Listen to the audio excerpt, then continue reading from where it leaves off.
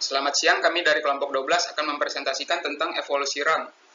Kelompok 12 terdiri dari saya sendiri, Marcelino Fernandez, NIM saya 535180111. Ada juga teman saya, Nevio Rumbai, Anggito Damartantio, sama Kevin Yong.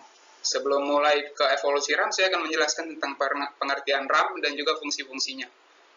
Next. Pertama-tama ada pengertian RAM. RAM adalah singkatan dari Random Access Memory.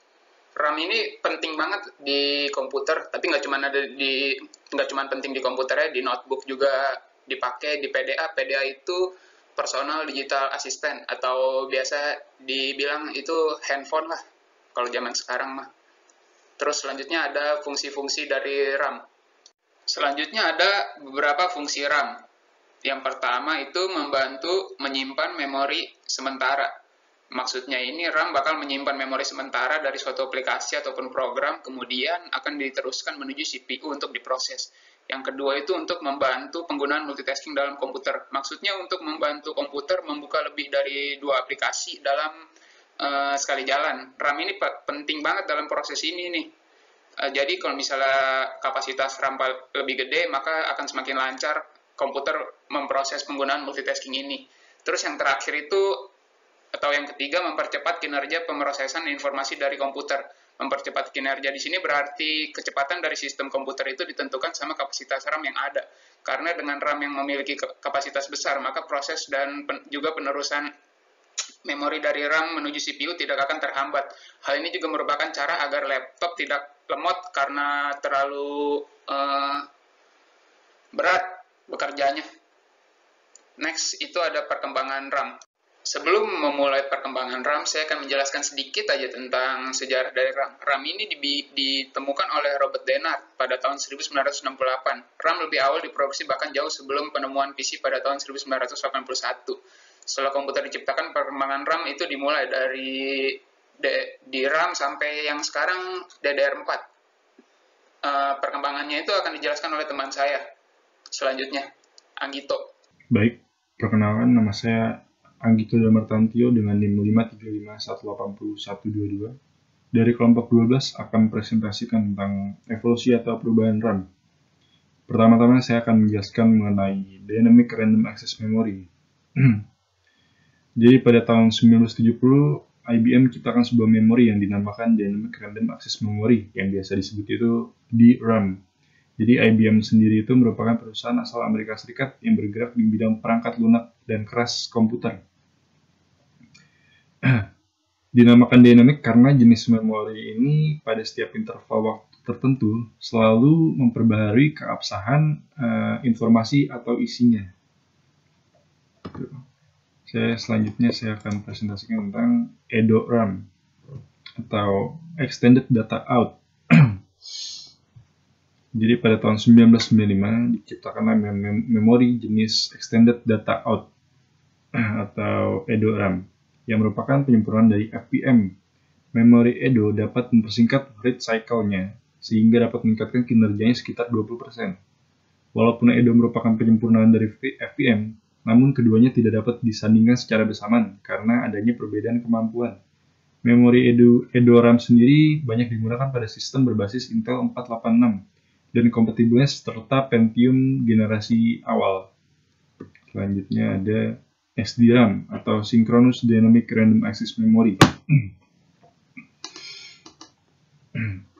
Jadi pada tahun peralihan sekitar 1996 sampai 1997, SDRAM mulai diperkenalkan dengan clock speed kecepatan putaran sekitar 66 MHz. SDRAM ini mampu mengantarkan data dengan kecepatan maksimal 533 MB per detik. Jadi pada peralihan sekitar tahun 1996 atau sampai 1997, Kingston menciptakan sebuah modul memori di mana dapat bekerja pada kecepatan bus yang sama dengan frekuensi yang bekerja pada prosesor. Itulah sebabnya mengapa Kingston menamakan memori jenis ini sebagai Synchronous Dynamic Random Access Memory atau SDRAM pada tahun tersebut. Jadi SDRAM ini kemudian lebih dikenal sebagai PC66 karena bekerja pada frekuensi 66 MHz. Berbeda dengan jenis memori sebelumnya yang membutuhkan tegangan kerja yang lumayan tinggi. SDRAM hanya membutuhkan tegangan sebesar 3,3 volt dan punya access time sebesar 10 ns. Dengan kemampuan yang terbaik saat itu dan telah diproduksi secara massal, bukan hanya oleh Kingston saja, maka dengan kecepatan memori PC66 ini menjadi standar memori saat itu. Sistem berbasis prosesor soket 7 seperti Intel dan Pentium. Oke, terima kasih. Demikian presentasi dari saya. Selanjutnya akan dilanjutkan oleh teman saya.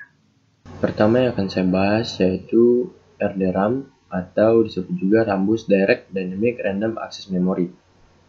Pada tahun 1999, RDRAM diperkenalkan. Kualitas yang dimiliki oleh RDRAM mengakibatkan harganya yang sangat tinggi. RDRAM menggunakan modul yang disebut RIMM. Yang paling banyak menggunakan RDRAM adalah server. Selain itu, RDRAM ini memiliki jalur data yang sempit, tetapi kinerjanya tidak dapat diungguli oleh RDRAM jenis lain yang jalur datanya lebih lebar dari RDRAM, yaitu 16 bit atau bahkan 32 bit. Selanjutnya yaitu DDR-RAM atau Double Data Rate Transfer. DDR-RAM adalah sebuah nama dari sebuah proses di mana bus komputer mentransfer instruksi data 2 kali 1 siklus clock, di mana bus tersebut terletak di dalam RAM. Pada tahun 1999, untuk menyelesaikan masalah meningkatkan memori bus ke 133 MHz, maka dibuatlah DDR-RAM. Karena sekarang Anda bisa menggunakan hanya 32 MB untuk mendapatkan kemampuan sebesar 64 MB. AMD adalah perusahaan pertama yang menggunakan DDR-RAM pada motherboardnya. Selain itu, jenis RAM yang sekarang banyak digunakan yaitu jenis DDR atau Double Data Rate. Yang ketiga yaitu DDR2 SDRAM. Pada tahun 2004 diperkenalkanlah DDR2 SDRAM. DDR2 hanya membutuhkan tegangan sebesar 1,8 volt.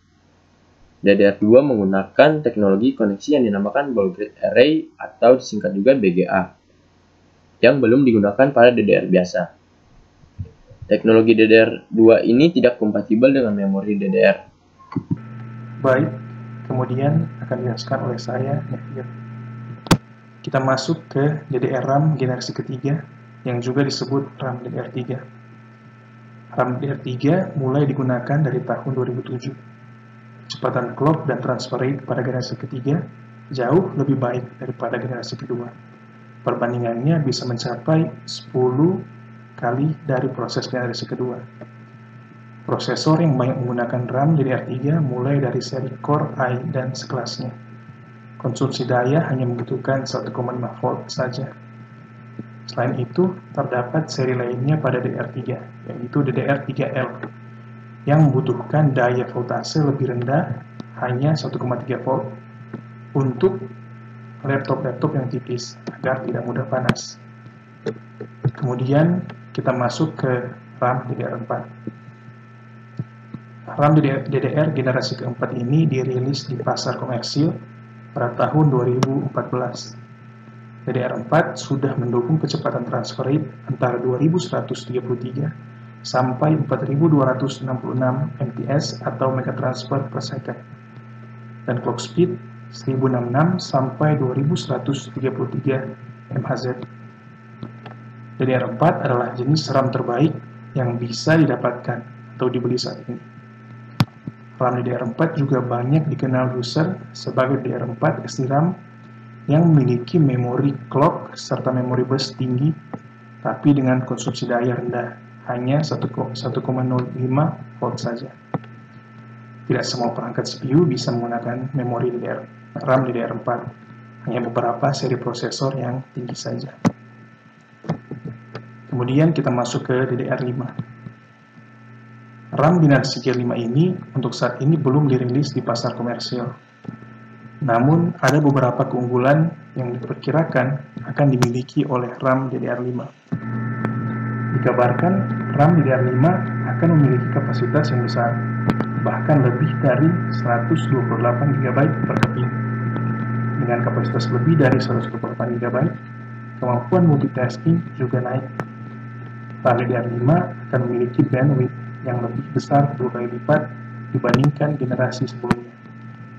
dan juga akan meningkatkan channel efisiensi yang lebih baik yang membuat antarmuka atau user interface menjadi lebih user friendly. Nah, sekian presentasi dari kelompok kami, yaitu tentang evolusi RAM dari awal hingga sekarang yang terbaru yang bahkan belum dirilis DDR5. Sekian dan terima kasih.